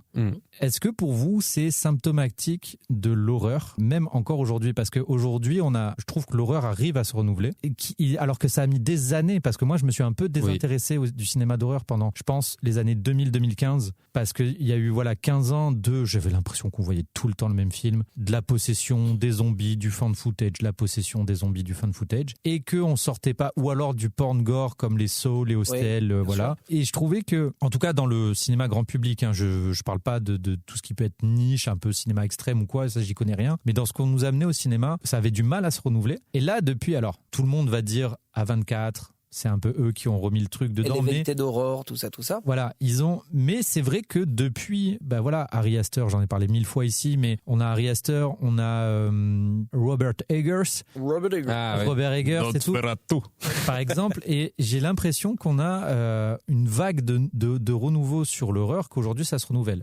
Néanmoins, aujourd'hui, pour un épisode spécial Halloween, on est tous aller chercher dans les années 80. Comment tu pourrais l'expliquer, toi, Albert? Alors, mon avis sur la question, c'est que je pense, on en a parlé tout à l'heure quand on parlait du pitch de Chucky et que tu disais qu'à l'époque, ils avaient tendance à donner des trucs. Je pense que les années 70-80, c'est un peu la période carte blanche. C'est le côté, les gars, faites-vous plaisir. Et là, il se passe des choses qu'on n'a jamais vues avant dans le cinéma. Le problème après, et c'est une question aussi financière, je pense, c'est que dès que les studios arrivent à transformer quelque chose de manière formulatique, où ils arrivent à récupérer de la thune derrière facilement, les suites notamment, les gars s'enfoncent dedans. Donc on a une période où, passé les grandes créations, les films marquants que l'on n'a jamais vus avant, ça part en délire de copier toujours la même chose. Un exemple avant de continuer, L'Exorciste. L'Exorciste, c'est un de ces rares films, il n'y a pas de terme qui existe là-dessus, où le premier essai est le meilleur.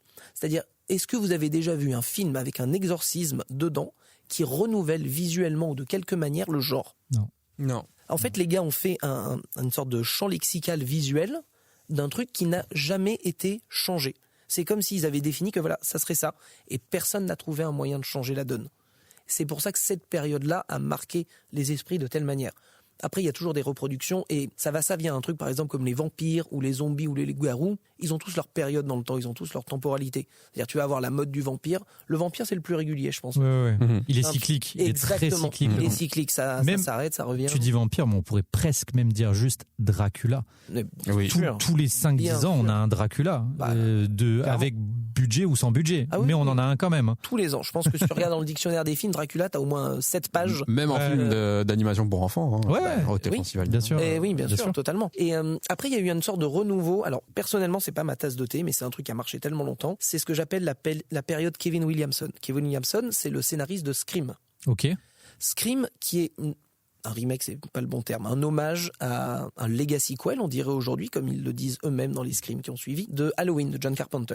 D'accord. Puisque le film est cité 1 milliard de fois et il parle de règles du film de slasher qui sont toutes inspirées de Halloween. Énormément de références dites à l'oral dans le film. Clairement. Et de ça est sorti une sorte de sous-genre de slasher, c'est le slasher adolescent, dans le sens qu'on assume avoir des castings de jeunes à la mode, style, parce qu'à l'époque, t'as même des trucs dans des genres différents comme The Faculty, où c'est plutôt un film d'alien. Bien sûr. Mais il y a quelque chose comme ça. Moi, ce que je lui reproche, entre grosses guillemets, c'est qu'il a rien inventé, dans le sens qu'il a juste fait, oh les gars, il y avait un super système qui marchait avant, si on le remettait au goût du jour, avec la petite touche méta. Ça, j'aime bien le méta, donc je vais faire ma gueule là-dessus. Mais du coup, ça a activé toute une longue période où ils essayaient tous les genres de loup-garou, j'en passe et des meilleurs, les trucs d'aliens, à la sauce teenager. Ok. Après, ça s'est un peu calmé. C'est pour ça qu'on a eu ce cliché, le groupe de potes avec le quarterback, l'intelligent, la pom-pom girl, la fille avec ses bouquins. Les cartes de... Until Dawn, quoi. Mais c'est ça, ouais, okay. C'est exactement ça. Tout ça pour dire que ces dernières années, comme tu dis, il y a ce sort de renouveau de l'horreur, parce que je pense que maintenant, on retrouve un peu dans cet esprit, à 24 en particulier, évidemment, le côté un peu carte blanche, le côté, ok les gars, faites-vous plaisir. Parce que le film d'horreur a un avantage que beaucoup de films n'ont pas, c'est qu'il coûte pas cher. Ok. Et quand un film d'horreur coûte pas cher mais cartonne, ça donne un truc comme le projet Blair Witch. Par exemple. Il a rapporté des centaines de millions. Bon, en tout cas, merci Alban pour cette petite analyse de pourquoi on va chercher dans les années 80. Je vous propose de passer à notre deuxième film. Alban, quel est ton deuxième film du jour ? Après moult réflexions, et j'hésite encore, même metteur en scène, John Carpenter, L'Antre de la folie. Ah, j'ai pas vu. Je connais pas. Allez, c'est parti. Alors, d'ailleurs, je vais vous le faire deviner, mais heureusement que je ne l'ai pas fait, vous l'aviez pas vu. Pas de souci. Ce qui est intéressant, c'est que John Carpenter a fait une trilogie de l'Apocalypse. C'est comme ça qu'il l'appelle. C'est 3 films qui n'ont rien à voir, à part que c'est sa trilogie de l'Apocalypse. C'est The Thing, Prince des Ténèbres, avec lequel j'ai beaucoup hésité aussi, et L'Antre de la folie avec Sam Neill. Donc c'est 3 films qui à chaque fois évoquent la fin du monde d'une certaine manière. Donc The Thing, tu as la contagion, Prince des Ténèbres, la religion, et L'Antre de la folie, sans surprise, la folie, tout ça. En fait, c'est un mec qui doit enquêter sur la disparition d'un grand romancier, qui est quasiment Stephen King, on va dire, en gros, et il se rend compte que ce mec a disparu dans une ville, mais quand il débarque dans la ville, il peut pas en sortir. C'est ce truc très badant où il prend la voiture, il sort de la ville et il réapparaît à l'entrée de la ville. Ça te met super mal. Silent Hill. Alan Wake. Alan Wake. C'est ça. Et c'est très intéressant parce que du coup, ça te montre aussi le point de vue littéraire, parce que c'est un auteur et il appelle ses créations néfastes, évidemment, dans le monde réel. Et c'est une manière d'évoquer la fin du monde. C'est aussi toujours avec Carpenter dans sa trilogie un hommage à Lovecraft. Ok. Parce que Lovecraft est très important pour lui visiblement, même s'il en parle peu. Mais c'est évident dans The Thing, c'est un peu moins évident dans Prince des Ténèbres, mais c'est clairement dans L'Antre de la folie. Il y a un moment donné où tu vois des créatures arriver du néant, et tu les vois en ombre chinoise, et tu vois c'est clairement dans le lore Lovecraftien, le côté un peu Cthulhu et compagnie.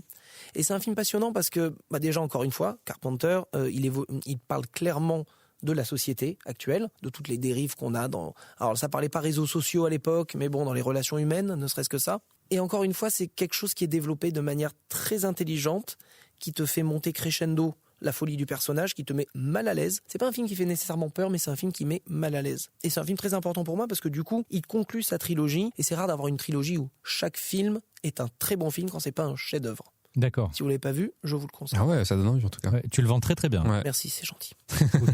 Putain, ouais, mais je ne connaissais pas et donc je suis très chaud de le voir. Et alors c'est marrant parce que j'ai dit Alan Wake pour rigoler, mais le pitch de L'Antre de la folie, c'est genre littéralement presque. Je sais pas si t'as joué à Alan Wake, mais oui, tout à fait. Il y a Alan Wake, c'est un mix entre du Stephen King, la Fondation SCP et finalement L'Antre de la folie. Bah oui. Parce que le lac de Alan Wake, c'est un peu... Ah oui, non, mais c'est... Enfin, te permet d'avoir le pouvoir un peu que tu as dans le film L'Antre de la Folie. C'est Du ça. coup, ça me donne énormément envie de voir le film. Nice.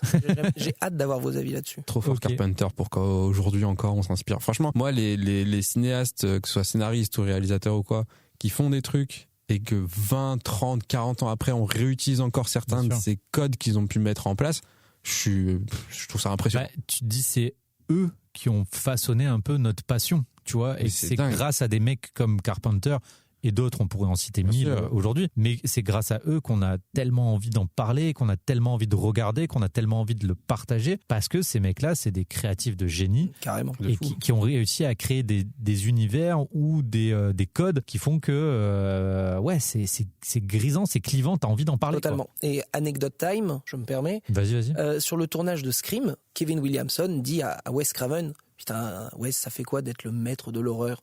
Et Wes Craven se tourne vers lui, il lui fait, je sais pas, tu demanderas à John Carpenter. Allez, Beau gosse. ça c'est la classe. Ça, c'est classe. Ça c'est mon West. Ça c'est très classe, quoi. Tu peux nous redire les 3 titres Bien sûr. de cette La trilogie? trilogie de l'Apocalypse, Ouais. donc The Thing, Ok, Prince des Ténèbres, ok. me lancez pas dessus, ça va durer longtemps aussi, et L'Antre de la Folie. Très bien. Ok. Ben, j'espère que vous avez bien noté, Ouais. vous qui nous écoutez, parce que moi, en tout cas, c'est sûr et certain, dans les prochaines semaines, je vais mater ça, mec. C'est pas impossible, même qu'on en reparle même après ton passage. Oui, oui. Oui. Voilà. Ça donne Chaud très comme la envie. braise. Mon cher Pierrot, quel est ton deuxième film du jour? Je vais vous faire deviner parce que Rémi, tu sais pas duquel je vais parler. Non, je sais pas du coup. Et Alban non plus du coup. Ce n'est pas un film d'horreur. Oula. Mais je me suis dit, on va prendre 2 trucs bien différents parce que ça reste un film d'Halloween, Ok. selon moi en tout cas. C'est un film en stop motion. Déjà, ça Je peut sais vous... déjà. Dis-moi. L'étrange Noël de Monsieur Je Jack. savais qu'il y en a un qui dirait ça. Ce n'est pas ça. Non, j'allais dire, je connais mon Pierrot, il est pas aussi évident que Je Aïe, vous ai aïe, aïe. piégé. Est-ce Non, que vous avez moi, j'ai d'autres rien choses dit. qui... Non, mais enfin... C'est pas un film d'horreur, mais c'est un stop motion. C'est pas Mad God. Non. Ok. Mais l'étrange Noël de Monsieur Jack... Coraline. Non, mais tu te rapproches quand même. C'est Frankenweenie. Non, j'ai failli le regarder. C'est Henry Selick Mais ou du pas? coup, t'as le réal dans Ouais. Frankenweenie qui Ah, est bah, producteur de l'étrange Noël de Monsieur Jack. Donc c'est Tim Burton. Tim Qu'est-ce Burton. qu'il a fait Ah en bah c'est si, le truc macabre. Les Noces funèbres. Les Les Noces noces funèbres, funèbres, merci. tout à fait. Ah. Et d'ailleurs, on a souvent tendance à l'oublier, moi le premier, c'est réalisé par Tim Burton et Mike Johnson.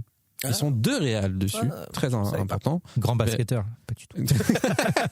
J'ai fait quoi de 2005 du coup, que j'avais vu au cinéma à l'époque, et je me suis dit, je vais me le regarder à nouveau Alors, parce que, Je suis dis-moi. très curieux que t'en parles parce que je sais, j'ai un souvenir. J'ai Mhm. vu le film et à la fin j'ai fait ouais bof et du coup je l'ai complètement oublié de ma mémoire. Eh ben, regarde-le. Alors, Ah ouais. exactement la même que toi. Totalement. bah, je l'ai vu, j'ai fait ouais, ok. Voilà. Et ouais, pareil. Ouais. Eh ben, je vais essayer de vous convaincre de le Allez, vas-y. de Allez, lui on est redonner prêt. une Allez, on chance. t'écoute. On est chaud. Moi, déjà, j'avais aimé à l'époque, mais avec le temps, évidemment, on oublie. Surtout si on ne re-regarde pas. Je crois que je l'ai vu avant hier soir, je l'ai vu 2 fois peut-être. Ok. Mais vraiment, moi, ce que je trouve impressionnant avec Tim Burton, c'est déjà qui peut faire du Tim Burton hors Tim Burton. Le mec a créé un univers. Tu vois, la première minute, tu fais « Mais c'est Timmy !» Et ça, je trouve ça impressionnant. Mais tout ça pour dire que quand même, moi, je suis toujours impressionné par les cinéastes parce qu'on sait combien c'est dur de créer son propre univers. Qu'on aime ou pas, c'est vachement respectable le fait de se dire « Ouah, lui, ok, je sais direct que c'est lui qui a fait le film Sûr. ou elle, hein, évidemment. » Après, un film de UV Ball, ça se repère très vite. Alors, c'est pas faux et bravo à lui. En vrai, En vrai, bravo. En vrai, oui. Au moins ça, au moins ça. Et moi, ce qui est fort avec les noces funèbres, c'est que la première minute, t'as compris le pitch de base. Parce qu'il le chante et genre, ça en devient drôle tellement c'est une évidence, tu vois. Ils disent, tout doit bien se passer au millimètre près, tout va bien se passer au millimètre près. Tu dis, bah non, du coup, Oui. rien va se passer comme prévu. Et ça, c'est un petit plaisir que j'ai quand même. Et ce que je trouve fort dans ce film, c'est, en gros, je vais vous faire le pitch vite fait pour ceux ou celles qui ne l'ont pas vu. Un jeune adulte doit être marié à une jeune adulte également, par des parents qui sont riches. Donc, les parents du jeune adulte sont riches. Et les parents de la demoiselle sont des anciens riches, mais personne ne le sait. Ils sont dans la faillite, ils n'ont plus une thune. Ils se disent, on va vite les marier, comme ça on va prendre la thune. Mais le problème, c'est que le jeune futur marié n'arrive pas à faire ses vœux, à dire ses vœux. Du coup, il s'en va, il va essayer de réviser ses vœux, il va dans la forêt, il a honte. Et il dit, comment je peux ne pas y arriver? En plus, c'est la première fois que je la vois, mais vraiment j'ai envie de l'épouser, elle est superbe, tout ça. Et il dit ses vœux, et il va réveiller une morte. Et à partir de là, plein de choses vont se passer. Et ce que je trouve génial dans ce film, c'est déjà l'idée de base me plaît énormément. c'est très romantique. Ouais. Oui. Et de deux, j'adore les quelques chansons qu'il y a dans le film également. Et ce qui est fun dans le film, c'est que le monde des morts, est plus joyeux que le monde des vivants. Et ça, c'est un peu un truc. C'est le repos éternel, mais qui forcément. C'est très burtonien aussi. En plus, oui. Et tout à fait. Et on pouvait le voir aussi dans le film Coco, hein, qui n'est pas Burton, mais que moi j'adore. D'ailleurs, j'étais à Disneyland, il n'y a pas assez de merch Coco, voire pas du tout. J'ai eu un pins et voilà. Il y avait des tasses, mais c'était trop cher. Mais voilà, et j'ai envie de dire long live le stop motion. Oui. Parce que putain, qu'est-ce qu'il est bien foutu le stop motion dans ce film quand même. Pour 2005 en plus, j'ai vu après, j'ai fait des recherches sur internet et il y avait des gens qui disaient est-ce que c'est du CGI et tout. Tout le monde disait non, c'est du stop motion, mais c'est vrai que c'est tellement bien fait, tellement lisse, tellement fluide, voilà, que si on ne connaît pas trop, évidemment, on peut s'y méprendre. Mais voilà, moi je trouve ce film très beau, très touchant. J'ai envie de dire que ça sent la citrouille parce que c'est vraiment un film d'Halloween et Halloween évidemment, et nous les premiers en faisant cet épisode, on se dit on va regarder des films d'horreur ou quoi. Mais faut pas oublier qu'il y a des films un peu plus accessibles à tout le monde. Bien sûr, et des films super. Oh, c'est beau ce qu'il dit. Oui. Ah, une larme. Chiale. L'inclusivité même dans les spectateurs de cinéma. Et non, mais vraiment la mise en scène et l'art du stop motion, moi, je trouve ça incroyable. Et là, Tim Burton, j'ai l'impression qu'il vit quelque chose d'un peu, pas forcément personnel, parce que je pense pas qu'il ait réveillé une morte, mais vraiment un truc un peu plus intime. Et je trouve ça très, très fort. J'aime beaucoup ce film. Ok. Voilà. Mais je rebondis sur ce que tu dis sur le fait que Halloween, c'est vrai qu'on a tendance à se focus parce qu'on a ce truc de il faut se faire peur. On a tendance à se focus sur les films d'horreur, vraiment à tirer horreur. Mais je trouve que le stop motion, c'est vraiment le genre qui s'adapte parfaitement à ce que tu viens de dire, parce que je repense à il y a quelques épisodes en arrière, j'avais parlé de Mémoire d'un escargot, qui est un film de stop motion. Est-ce que tu as vu ce film ? Je l'ai pas vu. Je vois ce que c'est, mais je l'ai pas vu. Fonce, mec, c'est franchement un des meilleurs films en stop motion que j'ai jamais vu de ma vie. Et il a tout pour être un parfait film d'Halloween sans te faire peur. D'accord. Et c'est un film qui va te mettre mal à l'aise, qui est très creepy quand tu le regardes et qui va te parler de sujets très lourds comme la solitude, le harcèlement, la dépression et tout, et qu'il fait d'une façon tellement délicieuse parce que c'est beaucoup d'humour noir, ça rebondit énormément et tout. Bon, je vais pas revendre Mémoire d'un escargot, je l'ai déjà fait, c'est génial, mais ça s'inscrit totalement dans ce que tu dis. Halloween, c'est pas que des films d'horreur. Et non, ça peut être juste je perds mon vocabulaire, mais des films réconfortants qui font du bien, des films artistiques. Mais ce que je veux dire, c'est que ça peut être un mood. Oui, Halloween. Tout à fait. Ouais, ça peut être. C'est pour ça que je dis ça sent bon la citrouille, tu vois. Non mais il y a des films comme ça, et même des films on se dit ça va plus être Noël ou quoi. Non, Les Tranches de Noël de Monsieur Jack, c'est un film d'Halloween, pas de Noël. Bien sûr. Arrêtez. Entièrement d'accord. Arrêtez. Même Danny Elfman, il l'a dit en interview, ils ont dit est-ce que c'est un film de Noël ou d'Halloween ? Il dit non, c'est un film de Noël vu que je le chante sur scène tous les Halloween. et du coup, mais vraiment, pour moi, Les Noces funèbres, je suis très heureux de l'avoir revu. Ça me fait du bien. Moi, je trouve que c'est un film qui fait du bien, qui réchauffe par ce temps, et t'as envie de te boire un chocolat chaud devant ou un jus de citrouille, je sais pas si les gens font ça. Mais... Un pumpkin spice latte. Oui, voilà, pour les gens. On a cool. Des connaisseurs autour de cette table. Mais vraiment, si vous êtes chaud de lui donner une chance, c'est un film qui est vraiment sympa à voir. C'est un cas très rare de feel good movie d'Halloween. Tout à fait, mais complètement. C'est le mot. Bah écoute, je lui redonnerai peut-être sa chance, mais moi, tu vois, il y a le problème. Alors, je comprends ce que tu dis quand tu dis Tim Burton, il a créé un univers, tu sais tout de suite que c'est Tim Burton, c'est vrai. Dans mon cas à moi, ça lui dessert. Parce que tu vois, L'étrange Noël de Monsieur Jack, Les Noces funèbres, Frankenweenie, c'est vraiment 3 films, je les ai lancés et j'étais en mode oui, c'est Tim Burton, je sais où ça va aller, je rentre pas dedans. Pour moi, Tim Burton, il m'a vraiment chopé sur 2 films, et en fait, en vieillissant, c'est un peu comme toi. Big Fish. Alors, j'allais en parler. C'est un peu comme toi avec James Cameron. Moi, en vieillissant, je m'aperçois que Tim Burton, j'ai pas plus de coup de cœur que ça particulièrement. C'est pas un cinéma qui est fait pour moi particulièrement, excepté 2 films, Big Fish et Sleepy Hollow, qui pour moi sont... Sleepy Hollow qui était dans ma liste aussi de ceux que je voulais trop voir. Voilà. Mais à part ça, tu vois, et pourtant j'adore le stop motion, c'est pas la question, mais voilà, c'est les 3 que je viens de citer, c'est un peu des films que j'ai lancés, que j'étais en mode je sais où ça va aller, je suis pas dedans en fait, tu vois. Il y a des Tim Burton que j'ai vu, je fais non. Dark Shadow, tu vois. Mais, voilà, je dis pas qu'ils sont mauvais. Hein. Ouais, non, mais bien sûr. Moi, ça me choque pas. Mais tu sais où ça va. Il a fait des trucs à quoi bien plus mauvais. Alors, à titre personnel, je vais dire qu'il y en a des mauvais. Personnellement, je trouve qu'il y a 2 Tim Burton. Il y a la Tim Burton première période qui va jusqu'à la planète des singes. Tu sais pas comment il débarque dessus. Et là, c'est le Tim Burton qui part en gag. Il y a justement Big Fish un peu après, qui est une sortie de course qui est extraordinaire. J'adore ce film. Et tu reconnais moyennement sa patte dedans. C'est ça qui est assez drôle. Ouais, mais sauf dans certains de ces personnages dans Big Fish, je suis en mode. Oui. c'était comme un passage burtonien là, Exactement. qui vient La caresser le film. sorcière, Ouais, tu vois, totalement. même le géant, tu vois, ils ont un Mais il y a truc quand même- burtonien. Tu peux quand même rester dans le doute si tu sais pas que c'est lui C'est et ça. que t'as jamais entendu parler du Pour truc. moi, c'est le Burton bucolique un peu, Oui, tu mais vois, c'est genre, mais ça fonctionne. Mais c'est toujours, Burton a majoritairement toujours la même thématique de l'incompris. Toujours le mec Ouais. qui est rejeté et c'est le fait de le tourner au merveilleux, vraiment dans le sens positif, pas dans le sens où on parle nécessairement de la vie après la mort ou ce genre de choses. Le fait de le tourner dans le positif, ça donne un truc comme Big Fish que je trouve extraordinaire. Après, il part dans ses délires où il a fait Alice au pays des merveilles, Dumbo justement, mais ça reste une parodie de lui-même. Tu vois, même par exemple Ouais. la suite de Beetlejuice que j'ai trouvé sympathique, Ah oui. mais ça reste, t'as l'impression qu'il y a un mec qui fait du Burton. Mais Ouais. le côté vraiment imaginatif est pour moi plus vraiment là. C'est ce qui est reproché notamment dernièrement à tous les réalisateurs qui ont créé leur univers. Par exemple, Tarantino ou Wes Anderson aussi. Dernièrement, on leur reproche beaucoup ça. On dit oui, bon bah tu fais ton truc quoi, genre vraiment. Et en même temps, c'est pour ça qu'on les aime aussi. C'est ça. donc c'est à double tranchant. C'est le serpent qui se mord la queue là. parce C'est que, à double tranchant. Ok, donc les noces funèbres, bah écoute, on leur donnera peut-être sa chance. S'il te plaît, s'il vous plaît. Je t'en reparlerai. Rémi, je t'en prie. Pour mon dernier film, si je puis te le faire deviner, Alban, parce que Pierrick sait de quoi je vais parler, je dirais simplement que le héros de ce film termine ce film avec 2 énormes dents qui, à la base, ne lui appartiennent pas. Waouh. Alors celle-là elle est bonne. J'ai Vas-y. Morse. Oui, Ah oui, non, oui. oui, Tusk. Oui, pardon. Mais oui. Pardon, on s'est compris. Oui, parce Mais que oui. Morse c'est un autre film qui n'a aucun rapport avec ça. Mais je crois. Mais non, oui. Du coup, j'ai vu Tusk de Kevin Oui. Smith, donc pourquoi? J'ai hâte d'entendre ce que tu vas dire. Eh ben, dis-toi que j'ai beaucoup de choses à dire, mec. Ah bah, je n'en doute pas. Et on a eu l'extrême chance de croiser Kevin Smith au Festival de Cannes cette année. Oui. Merci, Merci, merci Pierrick surtout, parce que c'est toi qui a réussi à me gérer le coup. Avec plaisir. Et donc du coup on a pu revoir Dogma avec Kevin dans la salle et c'était hilarant. Génial. Ah, trop C'est cool. génial. Et du coup c'est vrai que j'ai repassé en revue un peu la filmo de Kevin Smith et en 2014 il nous a fait Tusk et j'avais jamais vu ce film parce que le pitch j'étais en mode frérot vraiment Qu'est-ce qui se passe qu'est-ce qu'on fait de ce film là? Tout le monde l'a vu ici? Oui.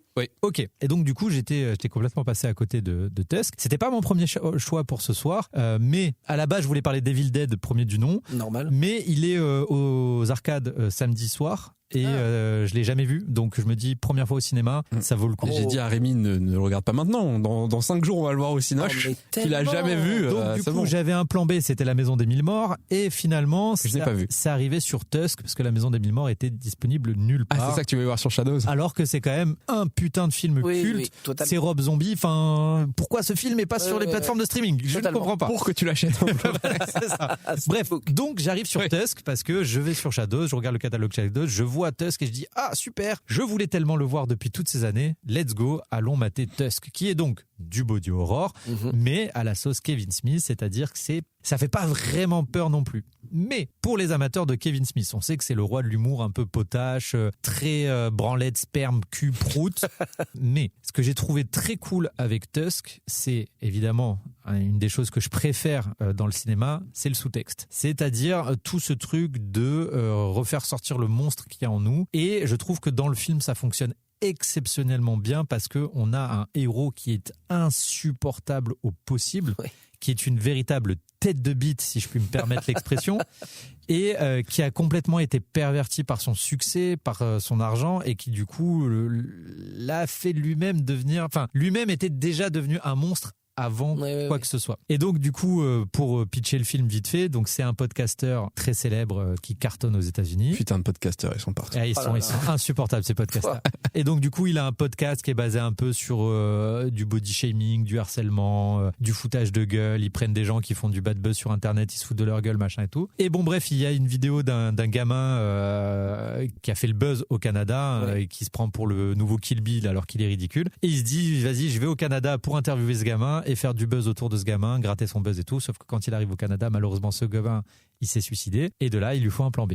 Donc, il est paumé et finalement, il va tomber sur une lettre publiée dans les chiottes d'un pub d'un mec qui dit voilà, je suis vieux, je vais mourir, mais j'ai eu une vie extraordinaire, j'habite dans un grand manoir au milieu de nulle part, j'ai une chambre, si vous acceptez de venir vivre chez moi, je vous demanderai rien d'autre que d'écouter mes histoires. Forcément, quand t'es podcasteur et que tu cherches un mec un peu loufoque, tu y vas. Et en fait, il va tomber sur un gars qui est obsédé par le morse, l'animal, et qui va avoir envie de transformer, enfin, il kidnappe des gens pour essayer de les transformer en morse.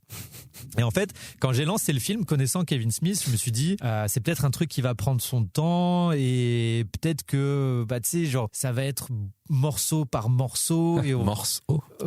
Pas mal. Ouais. C'est peut-être le titre de l'épisode.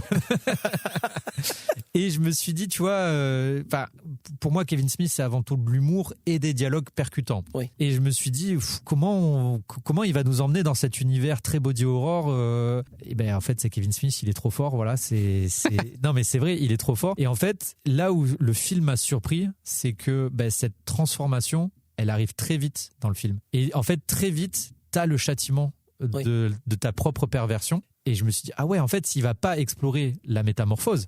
Il va explorer l'après-métamorphose. Et c'est là où le film, j'étais entre les dialogues ils sont drôles et putain, je me sens pas bien. Ça crée un malaise. Il y a un vrai malaise. En fait, vraiment pesant. Tu te mets à sa place quand il se réveille vraiment.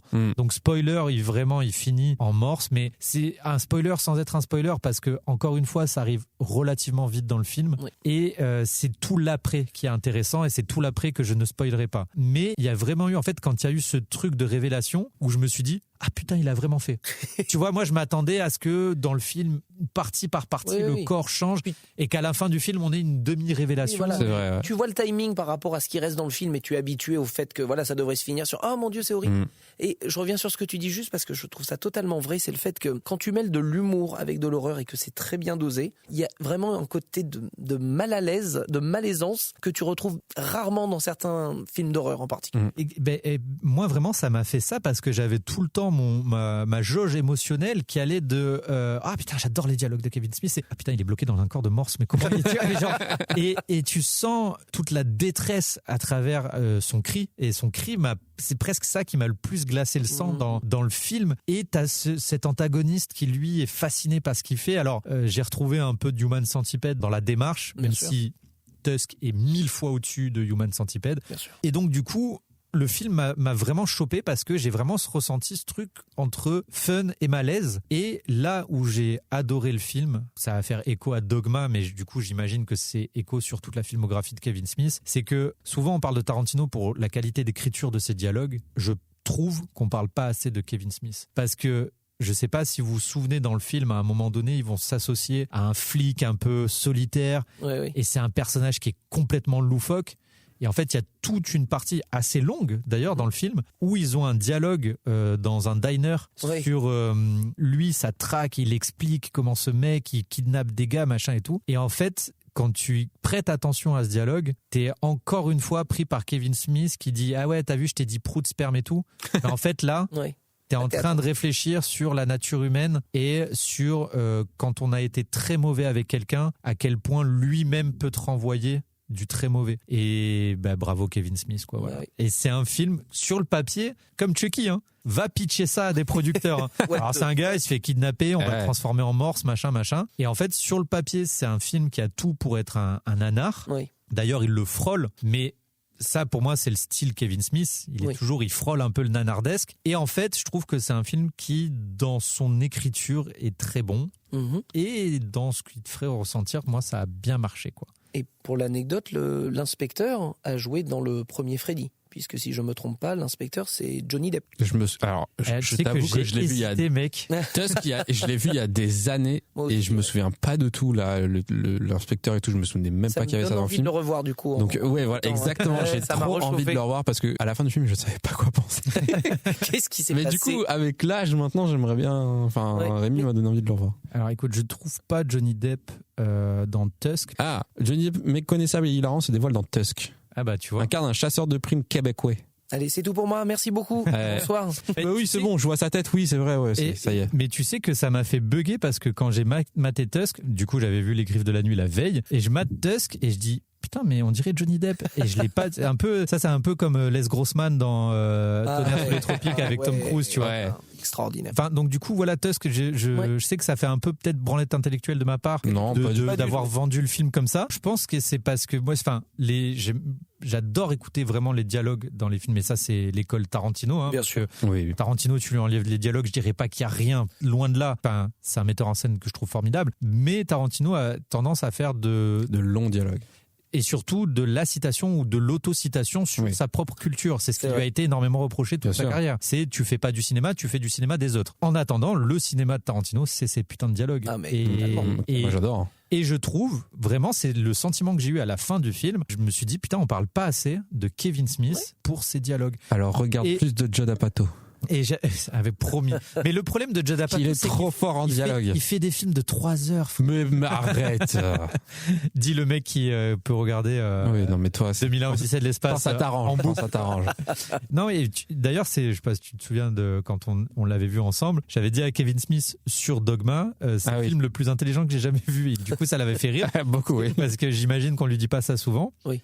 Mais c'est vrai, même Dogma, et j'en avais parlé à l'épisode spécial Festival de Cannes, c'est un film où le sous-texte, il est fou. Ah oui. Et je trouve que Kevin Smith a un vrai talent pour ça. Donc Tusk, bravo. Bravo. Ok, mais je suis très surpris. Franchement, je m'attendais pas à ça. Je suis très surpris. Alors oui, il peut y avoir du grotesque parce que c'est vrai que le costume est pas hyper bien fait. Et on rappelle que Kevin Smith a que des films à petit budget quand même. Voilà, c'est ce que j'allais dire. Ça se tient. Kevin Smith, on se rappelle du Shit Monster dans Dogma. Mais tu retrouves ce truc. Et en vrai, là où le costume est un peu grotesque, toute l'expression de Justin Long, totalement. Incroyable. Acteur sous-côté de fou. Oui, je trouve. Justin Long, j'adore. Il a généralement pas de chance. Je sais pas si vous avez vu Barbarian. Non, il faut que je le vois, c'est dans ma liste. Il joue dans le film aussi. Il joue aussi un immense connard. Et je me souviens le regardant en mode, t'as pas de chance. Peut-être. Ça, du coup, ça le rend antipathique. Mais oui, du coup, t'es pas pour lui dans le film en fait. Parce que là, dans Tusk, j'étais presque en mode frérot, ce qui t'arrive, bien fait pour ta gueule, tu vois.